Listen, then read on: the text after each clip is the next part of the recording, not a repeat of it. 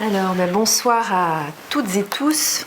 Alors, je commence en tant qu'éditrice et en tant que femme qui a rencontré une autre femme, qui est Isabelle. Isabelle, c'est une anthropologue, c'est une hypnothérapeute, c'est une psychothérapeute. Et en tout cas, dans tous ces mondes-là, ce que je peux dire, c'est que c'est une femme qui a le goût profond de l'exploration. L'exploration des âmes, l'exploration des mondes, d'autres cultures, d'autres langues, d'autres soins, d'autres pratiques. Et qui a une insatiable curiosité qui l'amène dans ces ailleurs-là depuis un certain nombre d'années. Indépendamment de ça, et aussi, plutôt, Isabelle a créé une fondation, une association qui s'appelle Health United et qui s'occupe de santé intégrative. Donc ce qui est intéressant, c'est que cette exploratrice de monde, finalement, œuvre aussi pour que tous ces mondes-là et toutes les pratiques de soins puissent retrouver un écho et puissent être partagées avec un grand nombre de personnes dans le monde, en France et dans le monde. Et c'est comme ça qu'on s'est croisés, le hasard de la vie, mais il n'y a pas de hasard, entre Marie-Solange, qui est très impliquée dans la santé intégrative, et Pierre aussi, sur la partie art, comment l'art peut être aussi une prescription, la prescription artistique peut être aussi un acteur de soins. Et chemin faisant, la question d'un projet qu'Isabelle a depuis un certain nombre d'années a été soulevée, qui est un projet sur le courage, à propos du courage. Qu'est-ce que signifie le courage ? Et en tant qu'éditrice, j'ai trouvé que c'était intéressant de donner la possibilité à une femme et une exploratrice de mondes différents de pouvoir travailler et être publiée sur cette notion du courage, que je vais lui laisser la parole parce que c'est à elle de présenter son projet. Et ce livre va être publié entre janvier et mars 2026. Voilà. Et merci à Isabelle.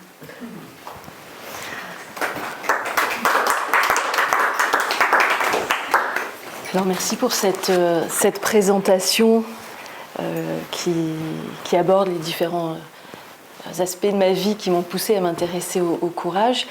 Et c'est vrai que le fait de pouvoir publier dans les éditions Sama, ça m'a beaucoup parlé, justement, parce que j'avais envie d'un espace qui soit une réflexion, qui permette un lien entre ma réflexion personnelle, ma réflexion en tant que thérapeute, ma réflexion en tant qu'exploratrice en anthropologie et ma réflexion dans la rencontre avec différentes personnes que je peux admirer, trouver courageux, courageuses. Et donc tout ça m'a amenée dans un cheminement à propos du courage qui est un peu atypique parce que, comme tu l'as dit, je suis psychologue de formation.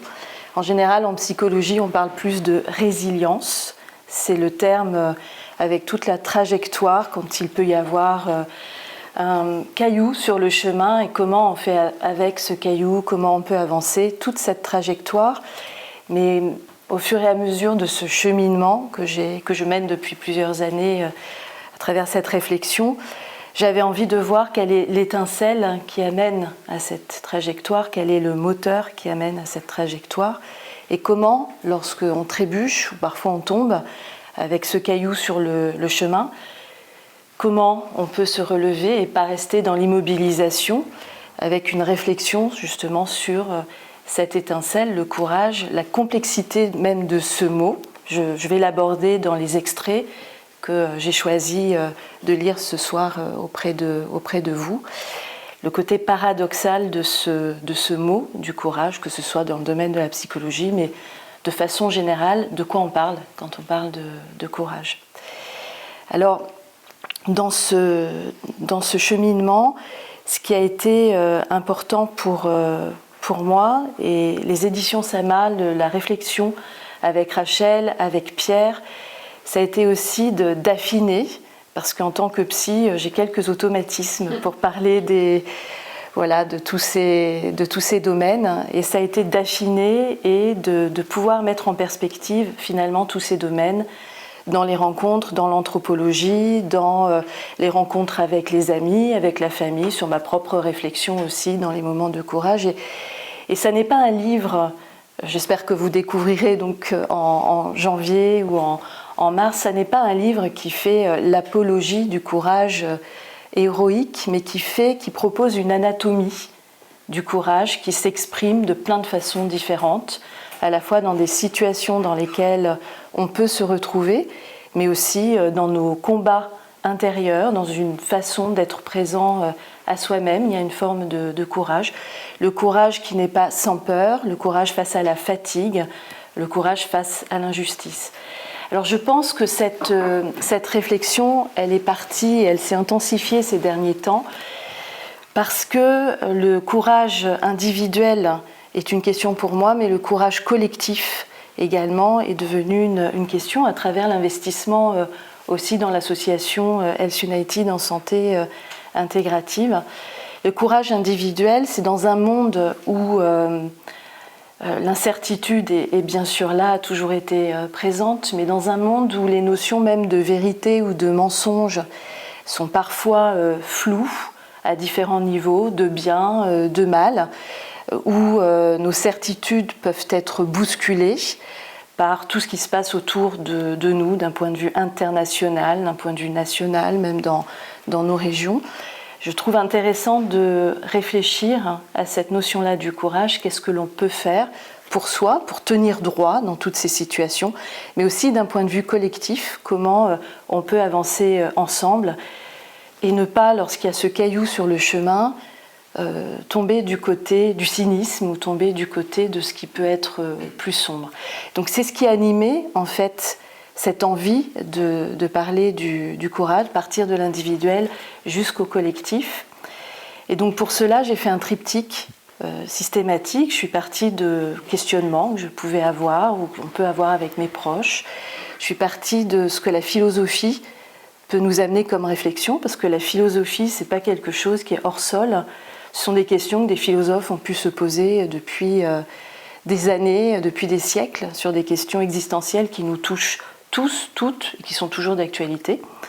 Je suis partie du courage que je peux observer dans mon cabinet de thérapeute, avec une admiration sur des moments précis, où il y a des personnes qui viennent me voir en tant que thérapeute et qui vont trouver ce moteur, cette étincelle, cette énergie pour dépasser des moments qui ne sont pas simples.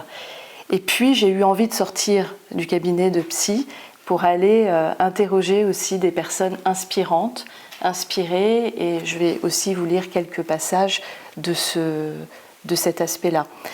Donc dans ce livre, je partage un cheminement, il y a des questions qui restent, il y aura des mises en perspective, et c'est un cheminement qui aborde des réflexions et de nombreuses questions. Alors j'ai choisi plusieurs petits extraits de ce livre à partager avec vous, en espérant que ça va faire écho aussi à vos propres questionnements. Alors je suis partie d'un extrait justement de ce qui m'a animée aussi dans le cadre de mon travail de psychologue, où je vais être témoin privilégié très souvent de ces moments qui ne vont pas être sur la place publique et qui pourtant sont de vrais moments de courage. Et j'en parlais hier quand on discutait du livre, ça m'arrive très souvent, c'est pas le genre de choses qu'on raconte quand on est psy, mais ça m'arrive très souvent quand je termine la journée et que je sors du cabinet de me dire waouh, par rapport à des repositionnements de certaines personnes, puisque elles ont pu échanger sur les difficultés qu'on peut tous traverser à un moment donné ou à un autre de nos vies. Et cette énergie, pour un moment donné, sortir de l'immobilisation et sortir aussi d'une façon d'être au monde qui n'est plus possible pour certains. Alors pour ce premier extrait, à propos donc de cette réflexion du courage à partir de ma posture de psychothérapeute. Alors mon métier de psychothérapeute m'offre un privilège, celui de voir tomber les masques. Derrière la porte d'un cabinet de psychothérapie, au-delà des rôles que nous jouons tous les jours, il y a une vérité plus intime. On ne parle pas de la pluie et du beau temps. On parle de ce qui compte vraiment. Mon métier, ma passion, c'est de pouvoir accéder à cet espace-là. Un espace de confiance où l'on n'a plus besoin de faire semblant. Où l'on peut enfin lâcher l'accessoire pour parler de l'essentiel. Des souffrances qui nous bloquent, mais aussi des joies et des espoirs qui nous animent. Mon travail consiste à accompagner une personne à se libérer de ce qui l'entrave, de ce qui la fige, que ce soit à travers une thérapie par la parole ou par une approche hypnotique. Qu'il s'agisse d'une angoisse, d'un trauma, d'une problématique anorexique ou d'une addiction, l'objectif est le même, aider la personne à retrouver le courant de sa propre vie. Et chaque pas dans cette direction est un acte de courage immense. Le courage d'affronter et de regarder en face ce qui fait mal. Le courage de parler, le courage de se transformer et de choisir le mouvement plutôt que l'immobilité. C'est ce courage-là, le courage de se remettre au monde, que j'ai voulu aussi raconter dans ce livre. Dans cet espace thérapeutique singulier, je suis chaque jour le témoin privilégié d'actes de courage humbles et pourtant monumentaux. Un courage silencieux, loin des récits épiques et des fanfares de l'héroïsme public, mais qui n'en est pas moins essentiel. Un courage viscéral, pétri de larmes et de doutes, mais tendu vers la vie. Le courage de mes patients. Je les vois, séance après séance, descendre dans leurs propres arènes intérieures pour y affronter leurs démons et zones d'ombre. Ils dénouent les fils emmêlés d'histoires douloureuses, osent se montrer dans leur vulnérabilité la plus pure, là où la plupart d'entre nous passons une vie entière à ériger des forteresses. Ce que j'observe n'est pas une force monolithique, mais un processus, une danse délicate avec la peur, une succession de décisions intérieures profondes et répétées. Ça va être le courage d'initier, celui du premier pas, souvent le plus coûteux. C'est l'acte de prendre son téléphone, parfois d'une main tremblante, pour demander de l'aide, un geste qui fracasse l'armure de l'orgueil et parfois de la honte, de n'être pas assez fort. Vient ensuite le courage de la vulnérabilité, celui de s'asseoir dans ce fauteuil et de déposer les masques sociaux, de confier à un autre toute son histoire, ses failles, ses secrets les mieux gardés. Puis peut-être le plus difficile, et c'est ça qui est un des fils conducteurs de ce livre sur le courage de ressentir. Notre société nous apprend à fuir les émotions douloureuses, à les anesthésier.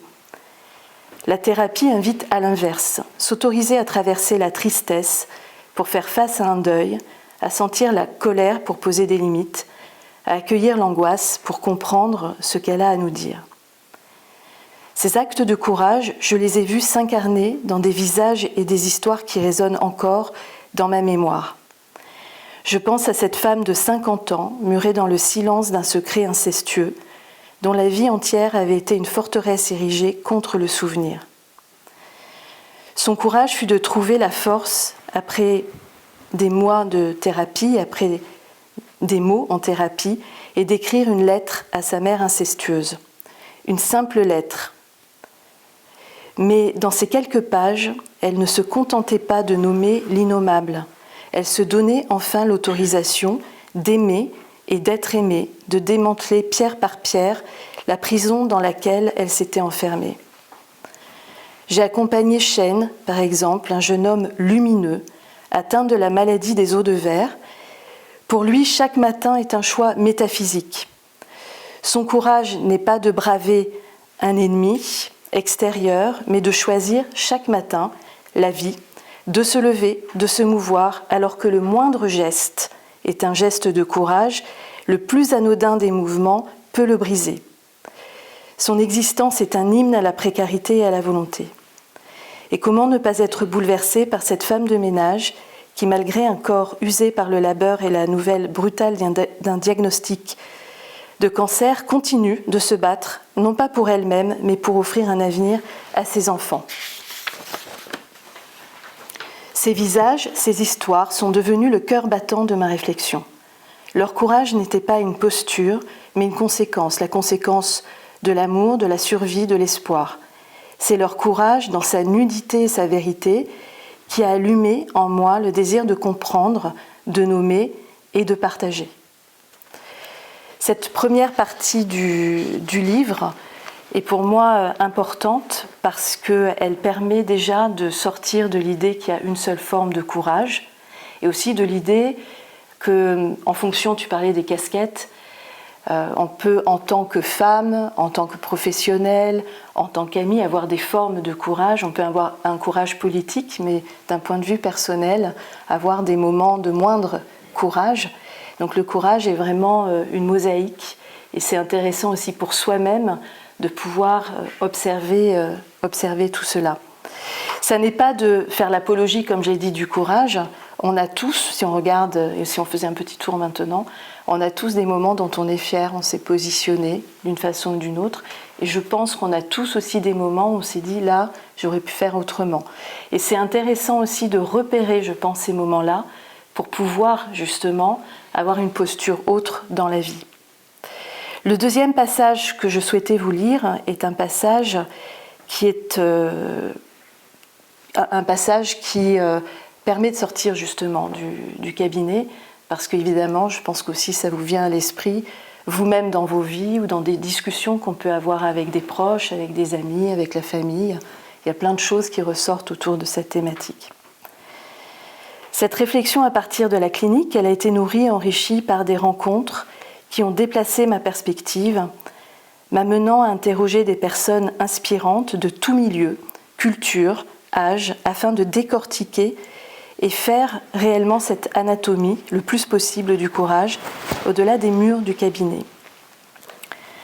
L'une des plus marquantes eut lieu à Kiev, en Ukraine, en 2015, où je donnais une formation à des psychologues travaillant sur les psychotraumatismes de guerre.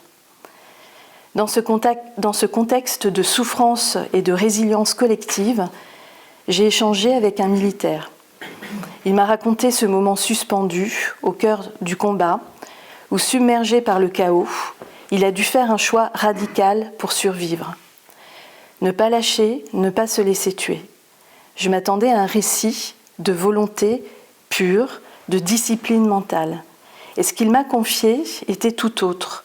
Ce qui l'a animé, ce qui l'a arraché à la paralysie de la peur, ce n'était pas une pensée héroïque, pas l'image du drapeau ou l'idée de la patrie.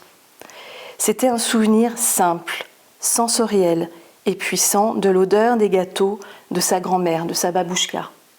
Et on revient à la sensorialité, au fait de ressentir comme quelque chose qui va nous permettre aussi de faire face à certains événements.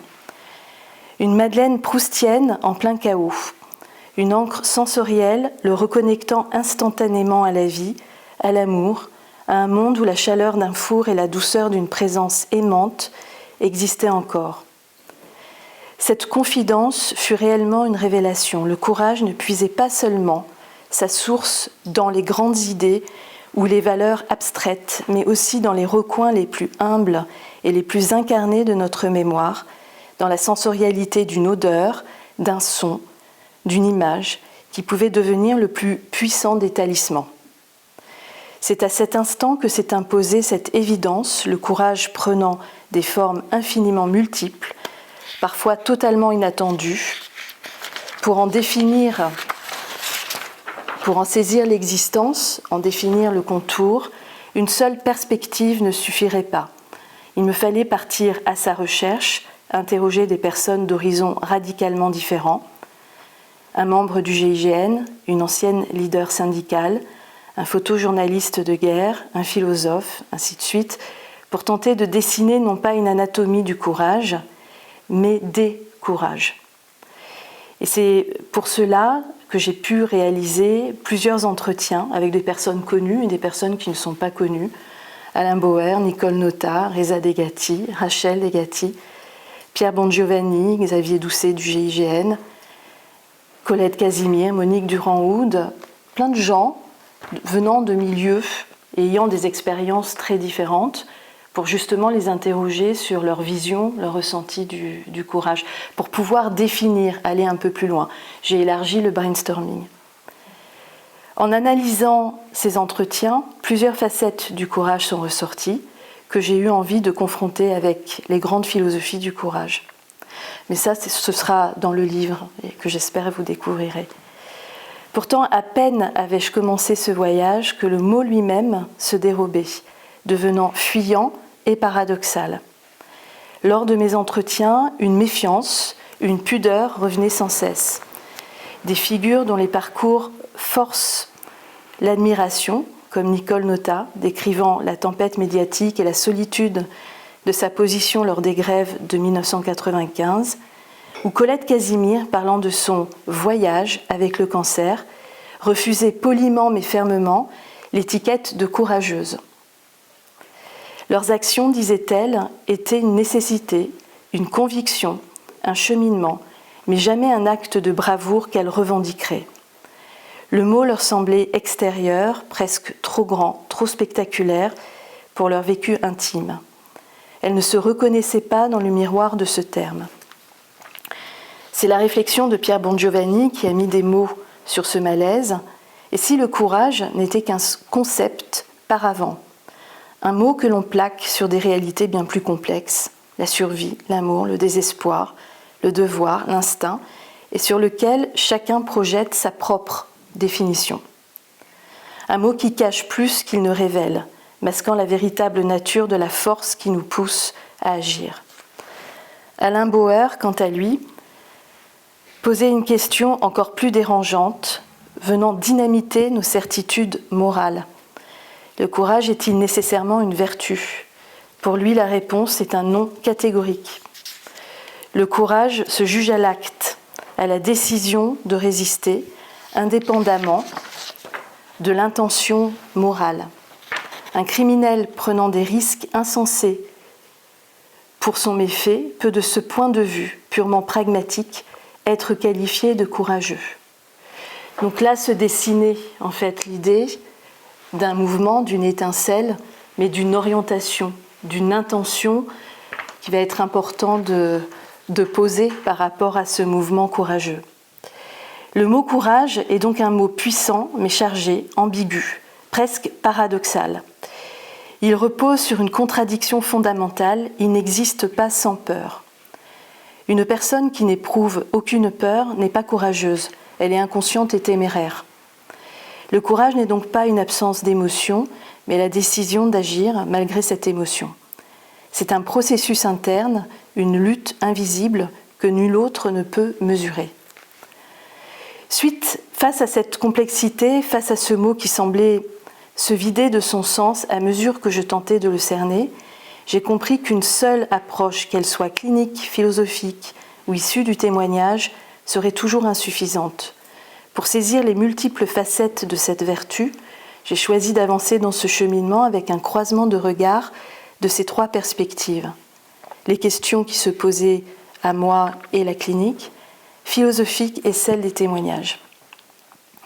Le troisième extrait que j'ai envie de partager avec vous est justement un extrait de témoignage que je trouve justement très fort, en dehors même du cadre dans lequel il est posé. C'est une personne que j'avais découverte dans un congrès de santé intégrative et que j'ai embarquée dans notre mouvement de santé intégrative. Ce n'est pas une de mes patientes, mais c'est quelqu'un qui a traversé une pathologie, un cancer. Et les mots qu'elle a utilisés m'ont permis de réfléchir au rapport à l'incertitude que l'on peut avoir dans la vie, en dehors même de la maladie. Et j'ai trouvé que c'était un enseignement extrêmement puissant, à tel point que je l'ai intégré dans les diplômes universitaires que je co-dirige. Alors, le témoignage de Colette Casimir. On me parle souvent de courage, mais pour être honnête, je ne me reconnais pas dans ce terme. Pour moi, il s'inscrit dans une sorte d'injonction à la positivité. Un peu lorsqu'on dit à quelqu'un qui souffre « sois courageux » Ou même peut-être quand vous avez entendu, c'est ce qu'elle rappelait, quand on dit à quelqu'un « bon courage ». En fait, il y a quelque chose de paradoxal à ce moment-là. Cela peut sonner creux. Mon expérience après le cancer, qui est entré dans ma vie en 2004, avec un diagnostic de cancer du côlon, suivi de plusieurs récidives, ne relève pas du courage, mais d'autre chose. Au départ, je l'ai vécu comme un combat, ce qui, je pense, est une réaction naturelle. Mais ma plus grande découverte a été de pouvoir transformer ce combat en un voyage. Ce changement ne s'est pas fait en un jour. Je suis ingénieure de formation avec un esprit très cartésien. J'ai passé 30 ans comme cadre dirigeante dans les entreprises du CAC 40. Mon esprit décidé et mon corps, ce véhicule, devaient suivre. Quand la maladie a frappé, puis récidivé, j'en ai voulu à ce corps qui me trahissait. Je me sentais déconnectée, habitant une enveloppe que je ne contrôlais plus. C'est cette dissociation qui nourrit l'idée de combat pour moi. La transformation a commencé lorsque j'ai pris conscience des 3 entités qui me composent. Mon corps, mon esprit et mon âme. J'ai alors décidé que nous allions cesser de nous battre pour coopérer, pour devenir une équipe. C'est à cet instant précis que le combat est devenu un voyage. Il ne s'agit pas de résignation, qui n'est jamais une bonne chose, mais d'une forme d'acceptation bienveillante de la personne que j'étais devenue, une personne transformée par l'épreuve. Ce voyage intérieur m'a obligée à chercher des ressources en moi et autour de moi. Ce n'est pas un chemin que l'on fait forcément seul. Face aux récidives, j'ai puisé ma force dans des souvenirs plus douloureux encore que ce que je vivais. J'ai repensé à la maladie terrible et incurable de ma mère, à sa souffrance dont je n'avais pas pris toute la mesure enfant, et à la douleur que j'avais moi-même ressentie face à cette situation familiale. Je me suis dit que si j'avais pu traverser cela, je pouvais faire face à ce cancer. Voir des enfants de 4 ou 5 ans à l'Institut Curie, rassurer leurs propres parents en allant recevoir leur chimiothérapie, a été aussi une autre source de perspective puissante. Si eux le pouvaient, alors je devais avancer. Après les traitements, j'étais un zombie, l'ombre de moi-même. Sur les conseils d'une de mes équipes, je me suis tournée vers l'Ayurveda sans grande conviction au départ. Ma première cure en 2012 a été une révélation. Les massages, les soins, la méditation m'ont permis de me reconnecter à mon corps, de sentir une nouvelle énergie. J'ai commencé à me sentir intégrée, corps et esprit enfin unifiés. J'ai découvert la méditation, le yoga thérapeutique et même appris à gérer une douleur intense de pancréatite par la seule force de l'esprit. Ce fut la preuve que je pouvais être une personne unifiée. À un moment, face à la perspective de chirurgie encore plus mutilante, j'ai voulu abandonner. Ce qui m'a fait continuer, c'est l'amour indéfectible que je porte à ma sœur aînée, mon âme sœur. Elle n'a pas essayé de me convaincre ou de me dire « fais un effort ». Elle était juste là, présente. Et sa simple présence a suffi. Je me suis dit que je ne pouvais pas lui faire ça et j'ai continué. Nous avons ensuite cheminé ensemble dans ce parcours, y compris lors des cures ayurvédiques, car les aidants aussi ont besoin de soutien. Vivre avec un cancer, c'est vivre dans l'incertitude constante. Mon mécanisme pour y faire face a été l'acceptation, accepter que le risque est là sans pour autant refuser de voir la réalité. Cela m'a poussée à vivre ma vie plus intensément, à la considérer comme un bonus que je dois mériter. Pour atteindre cette acceptation, il faut s'alléger. J'ai décidé de devenir légère comme une plume. La méditation du pardon a été une étape clé pour cela. Elle m'a permis de déposer les dernières pierres qui alourdissaient mon sac à dos, de me débarrasser des reliquats de colère et de tout ce qui pouvait polluer mon esprit. Car la colère est une étape normale et inhérente à la maladie grave.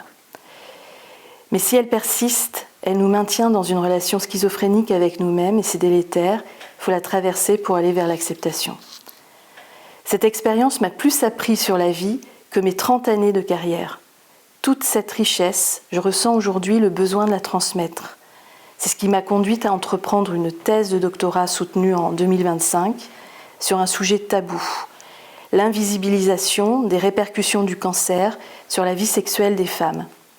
Mon objectif était d'explorer leur vécu expérientiel en m'appuyant sur leurs propres mots pour mettre en lumière le poids des conventions sociales et le travail émotionnel énorme qu'elles doivent accomplir. Je prévois d'en faire un livre pour le grand public. La maladie, je sens qu'elle nous fracture, notre corps, notre esprit, notre famille, notre vie professionnelle.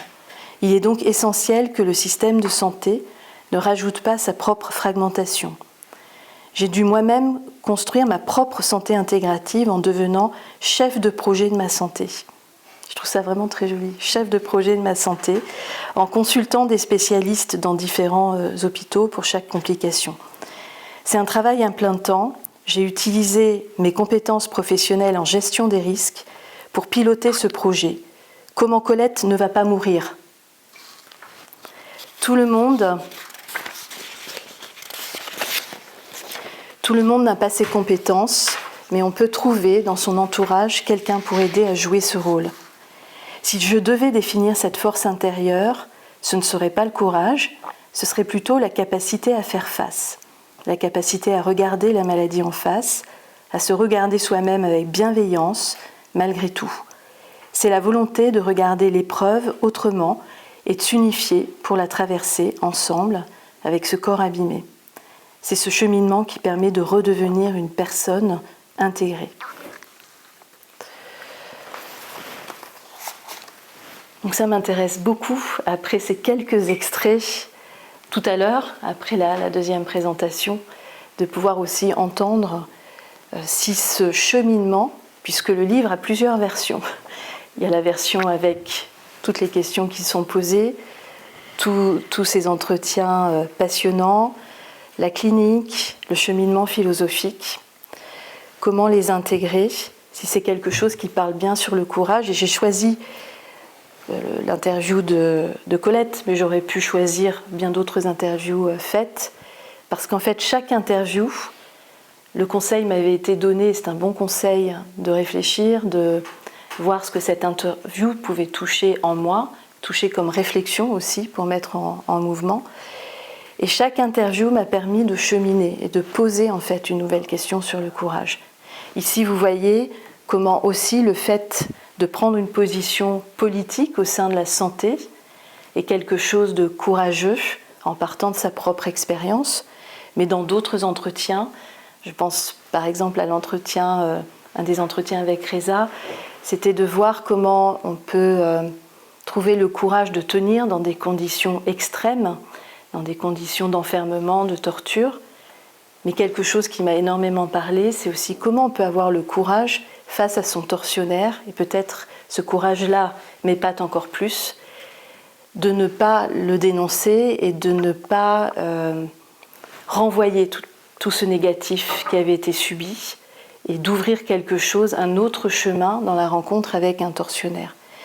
Donc pour terminer, pour conclure, ce courage, il est vraiment le courage de faire face à des situations, et ces situations vont amener quelqu'un à bouger, se mettre en mouvement, agir, mais parfois à ne pas agir non plus.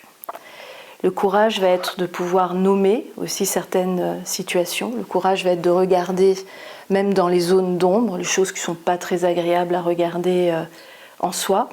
Et le courage est radicalement collectif aussi. Dans tous ces entretiens, on voit qu'il y a quelque chose de personnel, une posture, mais quelque chose qui va bien au-delà et qui crée une façon d'être en groupe qui va être radicalement différente. Et pour reprendre les termes dont on avait parlé avec Pierre, radicalement bienveillante vis-à-vis de chaque personne. Voilà, je vous remercie de votre attention et j'espère qu'on pourra échanger.